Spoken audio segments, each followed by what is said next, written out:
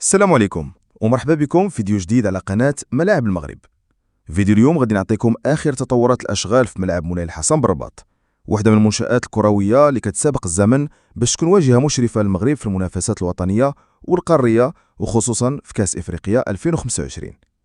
عندنا صور وتفاصيل جديدة في هذا الملعب، ونبداو أولا في البداية بالاستمرار في وضع الأعمدة الخاصة بالسقف فوق المدرجات.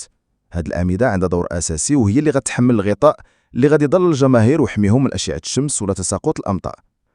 بالإضافة لها كاين تمديد بعض الأعمدة على المدرجات، وهذا كيبين بلي الخدمة كتمر بدقة بزاف واحترام للتفاصيل الصغيرة. والجديد كذلك في هاد الأشغال بهذا الملعب هي الأرضية. كما كنلاحظوا الخدمة بدات في الأرضية وبداو في التسوية ديالها بعد ما تم إفراغ الملعب من المعدات الثقيلة، وداكشي كامل اللي كان في الأرضية خرجوا خارج الملعب وبقاو غير الرافعات الكبيرة. وهذا كيبين بأن الأيام القادمة غنبداو نشوفوا عدة تغييرات ومعطيات جديدة في هذا الملعب.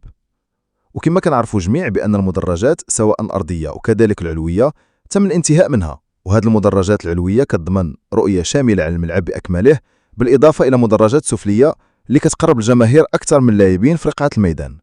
وهذه التفاصيل كاملة كتبين بلي هذا الملعب كيقرب أكثر فأكثر من واجهة نهائية اللي غادي يتم بها استقبال كأس إفريقيا 2025. وكتبين كذلك بأن المغرب عنده قدرات على بناء المنشآت بأعلى المواصفات التقنية في وقت قياسي.